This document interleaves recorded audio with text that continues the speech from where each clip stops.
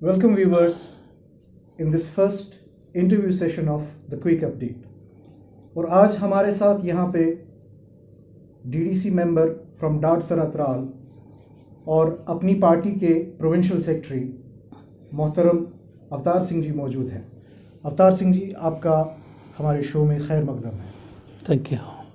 तो सबसे पहले जिसके ऊपर हम बात करना चाहेंगे कि जैसे ही एब्रोगेशन ऑफ आर्टिकल 370 हुआ तो उसके बाद जो नुमाइंदगी लोगों की थी वो पूरी तरीके से ख़त्म हो चुकी थी, और उसके बाद गवर्नमेंट का जो एक इक़दाम रहा डीडीसी चुनाव करके, तो उसमें आपका उतरना, लोगों के वोट से डीडीसी मेंबर बन गए। तो क्या क्या ऐसी उपलब्धियां हैं जो आपने यहाँ पे हासिल की हैं? एब्रोगेशन ऑफ आर्टिकल 370 और 35A की जहाँ तक बात है, ठीक है, भारतीय जनता पार्टी का एक एजेंडा था कई सालों से उस चीज़ की। अब उनके पास सरकार आई तो उन्होंने उसका एब्रोगेशन किया, जिसकी हम कड़े अल्फाज में निंदा तब भी हमने की और आज भी हम उसकी निंदा करते हैं, क्योंकि लोगों का जो मिला हुआ हक था, जो 47 की जो इंडिपेंडेंस हुई थी हमारे हिंदुस्तान की, तो उस वक़्त से आया हुआ ये एक तोहफ़ा था हमारे जम्मू कश्मीर के लोगों के लिए, और उसको यकमुश्त हमसे छीन लेना वो एक सरासर नाइंसाफ़ी थी यहाँ के लोगों के लिए। अब रही बात, ठीक है जी, सरकार का या भारतीय जनता पार्टी का एजेंडा था, उन्होंने इसको अगर हटा दिया यहाँ से, उसको एब्रोगेट कर दिया, फिर उसके बाद हम यही चाहते थे कि चलो ठीक है, उसके बाद यहाँ के लोगों को दिलासे के लिए या उनके लोगों के ज़ख्मों के नमक देने के बजाय उनको मरहम देने की आवश्यकता थी, और वो मरहम देने में भी मुझे लगता है आज की सरकार ने बहुत देर कर चुके हैं। और 370 का एब्रोगेशन होने के बाद मैं जैसे आपको बताना चाहूँगा, 2014 में असेंबली के इलेक्शन हुए थे, और आज 3 साल हमारा जो एक सेट टर्म होती है, 8 साल से हमारी जो यहाँ के लोग हैं वो एक इलेक्टेड गवर्नमेंट के बगैर बैठे हुए हैं। और ब्यूरोक्रेटिक सरकारें जहाँ भी होती हैं, आप खुद इस चीज़ को समझते हैं कि वहाँ लोगों को कितनी दिक्कतें हैं, लोगों की आवाज़ दबी होती है और ब्यूरोक्रेट्स अपने मनमानी के हिसाब से वो कामकाज करते हैं। तो सरकारों को चाहिए था जितनी जल्दी हो सकती थी उनको एक इलेक्टेड गवर्नमेंट का यहाँ पे गठन करना था, और लोगों को एक अपनी चुनी हुई सरकार मिलती और लोगों को एक रिलीफ मिलता, और फिर वो उस कौमी दायरे के हिसाब से लोग चल सकते थे। उस बारे में जहाँ तक सरकार का मामला है, तो डीडीसी चुनाव तो उन्होंने की, तो डीडीसी चुनाव में आप क्या देखते हैं प्रॉस एंड कॉन्स रहे, और आपने अपनी जगह एक डीडीसी मेंबर होने की हैसियत से क्या क्या ऐसे काम किए जिनसे लोगों को सहूलत पहुँची? देखिए, डीडीसी इलेक्शन जिस हिसाब से अनाउंसमेंट हुई थी, या जिस हिसाब से बिगुल बजा था, और जिस हिसाब से चर्चा हुई थी एक डीडीसी मेंबर के लिए या डीडीसी चेयरमैन के लिए, जो उनके पास उन्होंने प्रावधान रखे थे, मैं बोलूँगा कि सरकार ने इलेक्शन के बाद उन चीज़ों में काफ़ी कटेलमेंट करी। लोग बड़ी शिद्दत के साथ, बड़े शौक़, बड़े जज्बे के साथ आए थे कि उनके हाथ में एक पावर आएगा और उस पावर को यूटिलाइज़ करके यहाँ के लोगों को खिदमत करेंगे। काफ़ी चीज़ें उसमें ड्रॉबैक जो इन्होंने अनाउंसमेंट करी उसमें काफ़ी फुकदान रहा, लेकिन जहाँ तक आप पिछले 1.5 साल से, हम पौने 2 साल से हम एज डीडीसी काम कर रहे हैं, सरकार का वो अप्रिशिएबल स्टेप है कि इन्होंने कोई 10 करोड़ रुपए का एक डिस्ट्रिक्ट को जो डीडीसी का जो कैपेक्स बजट से एलोकेशन की, वो एक अच्छा स्टेप था। लेकिन हर एक जो इलेक्टेड डीडीसी मेंबर था, हर एक जो डीडीसी का चेयरमैन बना था, उनके दिमाग में, और सरकारों ने भी बिल्कुल क्लियर कट अनाउंस किया था कि उनको एक कंस्टिट्यूंसी डेवलपमेंट फंड की तरह से उनके पास फंड्स आएंगे और वो अपने चाहते हुए लोगों को उसमें शरीक रख के और उन लोगों को ओबलाइज करने के लिए, ताकि, क्योंकि हम एक पॉलिटिकल रिप्रेजेंटेटिव है, हमारी इच्छा होती है, हम लोगों की सेवा करने के लिए निकले हैं, और लोगों की सेवा करने के लिए हमको खाली प्लानिंग और मॉनिटरिंग से काम नहीं मिलेगा। मैं आपको बताना चाहूँगा, हमारा अभी का जो डीडीसी का प्रोफाइल है प्लानिंग एंड मॉनिटरिंग। आपको 71 लाख का एक पर डीडीसी को आपको एक कैपेक्स से एलोकेशन मिलती है। आपने उसका प्लान करना है, वो भी ग्राम सभा में या लोगों के साथ में जाके उसकी प्लानिंग देनी है, और सरकार उस प्लान को, दिए हुए प्लान को एग्जीक्यूट करेगी, चाहे उनको ई टेंडरिंग करे, that is a good thing. लेकिन अगर हम सियासी या अगर हम एक पॉलिटिकल रिप्रेजेंटेटिव हैं किसी पर्टिकुलर टेरिटोरियल कंस्टिट्यूंसी की, तो हमारे पास जो एक बेसिक होना चाहिए था, फंडामेंटल, आप देखेंगे, आप अपने इलाके में जाओ, कहीं आग की वारदात हो जाती है, बर्फबारियाँ हो जाती हैं, लोगों के मकान गिर जाते हैं, लोगों के खंभे गिर जाते हैं। मदद देने के लिए जो हमारे पास मुराद होनी चाहिए थी, उस फंड का फुकदान है। और हम डिमांड करते हैं सरकार से कि अगर डीडीसीज को आपने वाकई एम्पावर करना है, कैपेक्स बजट के अलावा उनके पास एक कंसोलिडेटेड कंस्टिट्यूएंसी डेवलपमेंट फंड की तरफ पे उनके पास अगर फंड हो, तो वो ओबलाइज कर सकते हैं अपने लोगों को। और गरीब गुरबात को जब तक सरकार की राहत मिलती है, किसी विक्टिम को जब तक सरकार की मुराद मिलती है, तो तब तक वो बेचारा टूट गया होता है। आज की डेट में जो पॉलिटिकल हैपनिंग्स है जम्मू एंड कश्मीर के अंदर, ख़ास तौर पर डिलिमिटेशन कमीशन की जानिब से जो 2 ड्राफ्ट्स आए, जिसमें बहुत सारी चेंज भी हुई, तरमीम भी हुई, और उसके बाद बहुत सारी ऐसी पॉलिटिकल पार्टीज़, जिनमें आपकी पॉलिटिकल पार्टी भी, अपनी पार्टी भी शामिल आई, जिन्होंने आउटराइटली इस ड्राफ्ट को एक तरीके से रिजेक्ट कर दिया। तो डिलिमिटेशन के हवाले से ख़ास तौर पर पुलवामा और त्राल का आपको क्या मामला लगता है, क्या रद्द अमल रहेगा जो डिलिमिटेशन ड्राफ्ट रिपोर्ट वहाँ से आया हुआ है? देखिए जी, डिलिमिटेशन कमीशन जो है एक ऑटोनॉमस बॉडी है, इसमें कोई दो राय नहीं है। तो लेकिन जिस हिसाब से डिलिमिटेशन हुई है, खासकर हमारे कश्मीर को लेके, तो एक सबसे बड़ी जो नाइंसाफ़ी हमारे साथ वो लगती है, साउथ कश्मीर के अनंतनाग को पुंछ और रजौरी के साथ मिला के, जी, हाँ, उसके ऊपर हमने एहतजाज भी किया था, हमने अपनी नाराज़गी दिखाई थी, क्योंकि दूर दूर तक उसमें मेल नहीं। हमने यही की थी गुजारिश, हमने जो अपना डिलिमिटेशन कमीशन है उनको हमने बोला था, अगर वहाँ के लोगों को नुमाइंदगी देना चाहते हैं तो एक अलग क्रिएशन हो सकती थी एक पार्लियामेंट सीट के आने वाले दिनों में, जहाँ 70 साल उन लोगों ने तकलीफ़ें उठाई है। तो मुझे लगता है और साल के बाद या 2 साल के बाद that would have been the best option. Avtar Singh जी, जो मेरा यहाँ पे आपसे क्वेश्चन होगा वो ये है कि असेंबली कॉन्स्टिट्यूएंसीज का जो डिमार्केशन नए सिरे से हुई है, तो उसको किस तरीके से देखते हैं आप? चाहे श्रीनगर में हो या पुलवामा में हो, अनंतनाग में हो, तो हर किसी जगह पे कहीं पे काट जाट हुई है, कोई इलाका किसी इलाके के साथ इन्होंने मिला दिया है, तो इसको किस तरीके से देखते हैं? वो भी इनजस्टिस है। वहाँ तो मैं क्लियर कट यही बताना चाहूँगा कि जो डिलिमिटेशन कमीशन है एक न्यूट्रल कमीशन होना चाहिए था, और मुझे लगता है अगर जो काम हुए हैं डिलिमिटेशन में असेंबली कॉन्स्टिट्यूंसीज़ को आपस में मेल जोल करने के लिए, तोड़फोड़ करने के लिए, उसमें लगता है कि भारतीय जनता पार्टी का काफ़ी हद तक हाथ है, और उन्हीं के डायरेक्शंस पे वो डिलिमिटेशन हुई है।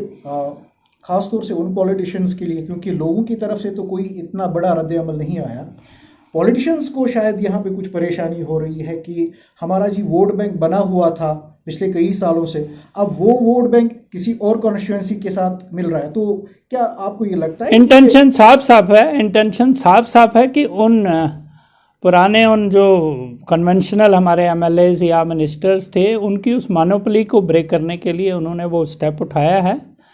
तो मुझे लगता है हमने अगर एम्पावर करना है अपने आप को, तो हमारे पास और भी हरबे हो सकते हैं उस चीज़ को गेन करने के लिए। तोड़ फोड़ से आप लोगों का कॉन्फिडेंस नहीं जीत सकते।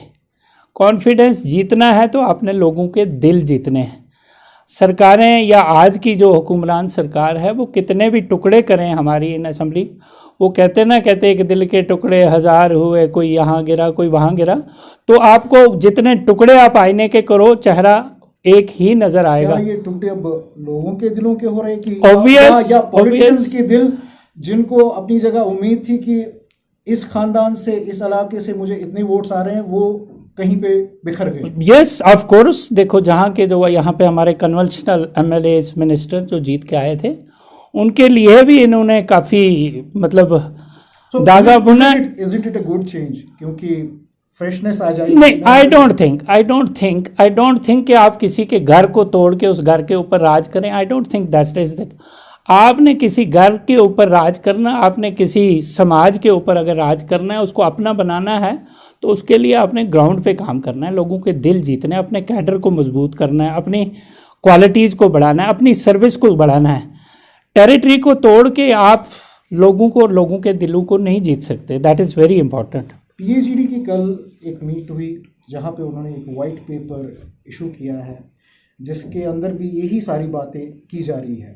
तो चाहे अपनी पार्टी हो वो भी इसको एक तरीके से नकारती है, चाहे पीएचईडी के अंदर जितनी भी पार्टीज़ हो वो भी नकार रही है। सजाद दोन साहब from People's Conference, he is also saying कि he is not satisfied with whatever has been done in the Delimitation Commission. So if everybody is speaking the same language, okay, why aren't they on the same platform? नहीं, being on a platform, I'll tell you very honestly, I being the representative of Jammu and Kashmir, अपनी party, हर एक party का एक अपना मंशूर है। जहाँ तक PHED की बात करें, मैं आपको साफ तरीके से बताना चाहूँगा, पीएचईडी भी सिर्फ एक धोखा है लोगों के लिए। जम्मू कश्मीर के लोगों को वो समझने की कोशिश करनी चाहिए और मुझे लगता है किसी हद तक लोग समझ चुके हैं। पीएचईडी को अगर अगर वो इकट्ठा होने चाहते हैं तो they should have announce their elections. अभी तक वो फैसला नहीं कर रहे हैं। क्या मुझे बताइए जी। मुफ्ती जी का परसों बयान आता है, वो लोगों से रिक्वेस्ट करती है कि जब इलेक्शन सामने आ जाए तो vote for the allies of the PHED. नहीं, वो इज इट एक इशारा है कि शायद वो इकट्ठे लड़ने वाले हैं? मैं देखिए, मुझे नहीं लगता और इलेक्शन इकट्ठे लड़ें या वो अलग अलग बैनर पे लड़ें। मैं तो लोगों से आज आपके इस मंच से गुजारिश करना चाहूँगा कि ज़िंदगी में आगे बढ़ने के लिए चेंज इज़ ए मस्ट। तो लोगों को एक चेंज लेनी चाहिए। यार मुझे बताओ, इतनी बड़ी पॉपुलेशन आपके पास है, या क्या ये एक किसी खास बस एक ही आदमी की विरासत है कि वही हमारा एमएलए बनता रहे, वही हमारा चीफ मिनिस्टर बनता रहे, वही हमारा प्राइम मिनिस्टर बनता रहे? लोग चेंज चाहते हैं। लोग पीएचईडी से भी उकता गए हैं। लोगों को समझ आ चुका है कि उन्होंने पिछले 70 साल से हमको इसी तन्हाई में रख के अपने राज करते रहे जम्मू कश्मीर को। पीएचईडी की भी तसल्ली हुई है और भारतीय जनता पार्टी ने भी कोई ऐसा दिल जीतने के लिए अभी जम्मू कश्मीर के लिए कोई ऐसा तूफान नहीं किया है। तो मैं आपके माध्यम से यही बताना चाहूँगा, आज की डेट में अगर पॉलिटिकल कोई ऑप्शन यहाँ के लोगों के पास है तो उनको आजमाना चाहिए। और जहाँ तक मैं आपको बता दूँ कि हमारी अपनी पार्टी को बी टीम कह के लोगों के बीच में लोगों को हमसे दूर करना चाहती है पीएचईडी, मुझे लगता है वो भी उनका बहाना है। अगर देखा जाए, बी टीम हम सारे हैं, चाहे अपनी पार्टी है, चाहे आपकी पीपल्स डेमोक्रेटिक पार्टी है, चाहे नेशनल कॉन्फ्रेंस है। देखिए, सरकारें बनेगी तो उन्होंने सेंट्रल सरकार के साथ जुड़ना है। वो चाहे पीएचईडी की बनती है, एनसी की बनती है, पीडीपी बनती है, अपनी पार्टी की बनती है। तो ये वक्ती तौर बताते हैं कि यार बी टीम में हैं।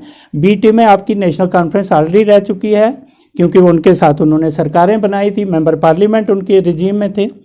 जम्मू कश्मीर, अच्छा, ये अपनी पीपल्स डेमोक्रेटिक पार्टी ने भारतीय जनता पार्टी को यहाँ सहयोग देकर सरकार बनाई है। लेकिन उस वक्त तो बुखारी साहब भी उसमें मौजूद थे। मैं that is what I am telling you कि ये बी टीम, सी टीम और डी टीम वाली चर्चा और ये बैंड कहीं बजने वाला नहीं है। जम्मू कश्मीर का युवा, जम्मू कश्मीर की जनता इतनी एक्टिव हो चुकी है, और क्योंकि हम अब ग्राउंड में जाके लोगों से मिलते हैं, लोग यकमुश्त एक चैन चाहते हैं। मैं आपसे पूछना चाहता हूं कि जो रिजर्वेशंस एसटी के लिए हुई है, तो कुछ आवाज़ें फॉर माइनॉरिटीज़ एंड इवन केपीज जो कश्मीरी पंडित्स हैं उनके लिए भी उठी थी। तो क्या कहना चाहेंगे इसके ऊपर, इस मुद्दे के ऊपर? मैं आपको बताना चाहूँगा कि जहाँ तक सिख माइनॉरिटीज़ का सवाल है, आप ये जानते हैं, सारी दुनिया और सारा जम्मू कश्मीर जानता है कि अवतार सिंह को अगर कोई पॉलिटिकल माइलेज मिली है, वो भारतीय जनता पार्टी का एक सदस्य था। लेकिन भारतीय जनता पार्टी ने पिछले 8 सालों से, हमें यही एक्सपेक्टेशन थी कि 70 साल तक कश्मीर के सिख को किसी सरकार ने यहाँ मुराद नहीं दी, ना लेजिस्लेचर में दी, ना इसमें दी, क्या कहते हैं, सरकारी नौकरियों में दी। तो हमारे पास मुझे एक लगा था कि एक भारतीय जनता पार्टी एक किरण हो सकती है कश्मीर की सिखों के दुख दर्द को सुनने के लिए, लेकिन उन्होंने भी आंखें जब मूंद ली तो मेरे पास और कोई उपाय नहीं था। अब मुझे फिर ये टैग लगा जी इनको जी मैंडेट नहीं दिया, तो इन्होंने, भाई मैं बीडीसी का चेयरमैन था, मैं डीडीसी का मेंबर आप बना, मुझे वही 15,000 ऑनरेरियम मिलता था, उस वक्त भी वही ऑनरेरियम था। मुझे इच्छा थी जिस हिसाब से इन्होंने डंडूरे पीटे और जिस हिसाब से इन्होंने कैंडिडेट्स का सिलेक्शन किया, तो उस पर नाराज़गी हुई मेरे को। और पिछले 7 साल से यहाँ पार्लियामेंट्री डेलीगेशन आया, यहाँ होम मिनिस्टर की एंट्री हुई, तो हमने सब लोग, हमने प्राइम मिनिस्टर साहब के सामने भी गुहार लगवाई। हमारे पास कोई सिख माइनॉरिटी कोई ज़्यादा मुद्दे नहीं हैं। 3% हमारी पॉपुलेशन के हिसाब से हमको 3%, 2%, 4% के हिसाब से जब एसटी को आप रिजर्वेशन दे सकते हैं, जब ओबीसी को रिजर्वेशन दे सकते हैं, तो मुझे बताइए यार, कश्मीर का जो सिख है या जम्मू कश्मीर का जो सिख कम्युनिटी है, क्या वो हिंदुस्तानी नहीं है? आपकी पार्टी जो अपनी पार्टी है जी, उसका क्या रद्द-ए-अमल रहेगा जो सिख कम्युनिटी है उनके लिए रिजर्वेशन? यस, हमने हमारी ज्वाइनिंग से पहले मुझे मेरे जो हमारे लीडर हैं, जो हमारे प्रेसिडेंट हैं जम्मू कश्मीर अपनी पार्टी के, उन्होंने क्लियर कट बोला और वाज़ेह तौर उन्होंने बता दिया है कि भाई हम माइनॉरिटीज़ को उनके हक देंगे, उनकी पंजाबी लैंग्वेज को यहाँ पे हम राइज करेंगे। और रिजर्वेशन का जहाँ तक सवाल है, उन्होंने इतना बोला है कि हम 2%, 3% अपने जो नॉमिनेशंस होंगी या जो अपने मैंडेट्स कल पार्टी के होंगे वो हम सिख कम्युनिटी के लोगों को देंगे। तो वो भी एक हमारा एक इनके साथ जुड़ने की एक सबसे बड़ी वजह है कि इन्होंने हमको आश्वासन दिया और आश्वासन पे दुनिया चलती है। फॉर्मली एक अनाउंसमेंट हो चुका है जी, 6 या 8 महीने के अंदर इलेक्शंस यहाँ पे होंगी, तो आपकी क्या राय रहेगी? क्या इलेक्शन से पहले, जैसा कि सेंट्रल गवर्नमेंट का एक पॉइंट ऑफ व्यू है कि स्टेटहुड इलेक्शंस के बाद ही आएगा, obvious. So what is your take on that कि क्या इलेक्शंस पहले ज़रूरी है या स्टेट? देखिए, प्रायोरिटीज़ तो दोनों हैं, दोनों चीज़ों की बहुत ज़रूरत है। स्टेटहुड होना वो हमारा बेसिक राइट है। सदियों पुरानी स्टेट को इन्होंने तोड़ के यूटी बना दिया। ये इनको ऊपर वाला भी इनको जस्टिफाई नहीं करेगा और आने वाली सरकारें जो भी होंगी ये कोई भी जस्टिफाई नहीं करता। हाँ, आप यूनियन टेरिटरी को स्टेट का दर्जा देते हो, that means we are growing. इसका मतलब है इंस्टेड ऑफ प्रोग्रेस हमारे आपने जम्मू कश्मीर को एक छोटा सा ज़मीन का टुकड़ा बना दिया। सरकारों को चाहिए कि जम्मू कश्मीर को अपना स्टेट का दर्जा दिया जाए। अब जब देखें जी, हुक्मरान जिसकी लाठी उसकी भैंस, आजकल इनके हाथ में लाठी है। ये कहते हैं कि हम स्टेट का जो दर्जा है बाद में देंगे, इलेक्शन कराएं ना, क्यों हम डिलेइंग हो रही है, मुझे बताइए। इलेक्शंस अब हो रहे हैं, तो आपका क्या मैसेज रहेगा खासकर लोगों के लिए, क्योंकि लोगों को लुभाने के लिए पॉलिटिकल पार्टीज मैनिफेस्टोज लाते हैं, वादे करते हैं, तो क्या वादा रहेगा? मैं तो सबसे बड़ी बात लोगों को यही कहना चाहूँगा, देखो पॉलिटिकल पार्टीज जो है, हम किसी पॉलिटिकल पार्टी को बुरा और भला नहीं कहते। हर एक पॉलिटिकल पार्टी में उसके प्लसेस भी हैं, उसके माइनसेस भी हैं। हमारी जो जम्मू एंड कश्मीर अपनी पार्टी है, अभी it's in A budding stage. लोगों को चांस देना चाहिए जम्मू कश्मीर की अपनी पार्टी के अपने जो नॉमिनेटेड रिप्रेजेंटेटिव्स होंगे। दूसरी बात, लोगों से ताकीद करूंगा, पार्टियां जो भी हों, अपने इलाके की आपको अगर बागडोर देनी है, एक अच्छे, एक साफ सुथरी छवि वाले आदमी को, एक सेवा भाव करने वाले आदमी को उनको देनी चाहिए, फिर जाके उनके उन परेशानियों का अजाला हो सकता है। शुक्रिया, धन्यवाद।